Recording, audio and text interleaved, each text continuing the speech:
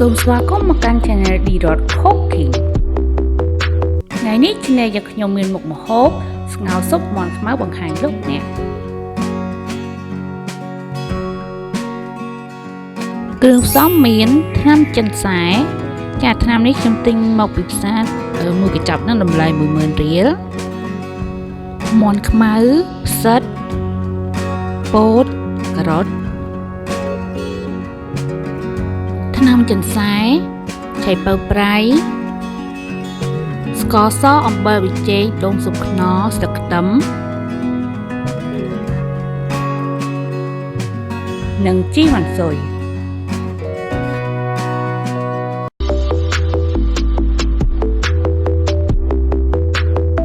ដំបូងយើងដាំទឹកឲ្យពុះបន្ទាប់មកដាក់ថ្នាំចិនសែចូលដាក់ឆៃពៅប្រៃចូលដាក់ស្ករសអំបិលប៊ីចេងចូល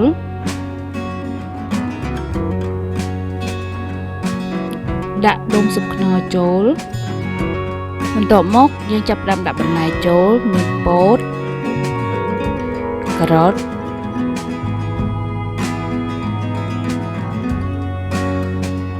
និងផ្សិតចូលពេលទឹកពុះបន្តិចហើយយើងចាប់ផ្ដើមដាក់សាច់មាន់ចូលខ្ញុំធ្វើការស្ងោរមាន់ទាំងមូលដើម្បីឲ្យមាន់នៅមានរសជាតិឆ្ងាញ់ផ្អែមមាន់ខ្មៅនេះសាច់ស្វិតអញ្ចឹងយើងត្រូវធ្វើការរំងាស់ប្រើរយៈពេលយូរ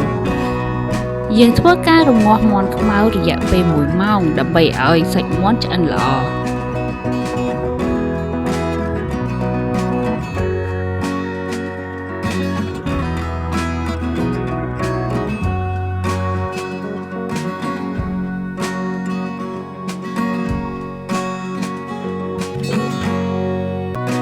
ក្រោយពីយើងធ្វើការរំងាស់1ម៉ោងឥឡូវនេះសាច់មាន់របស់យើងបានឆ្អិនល្អហើយ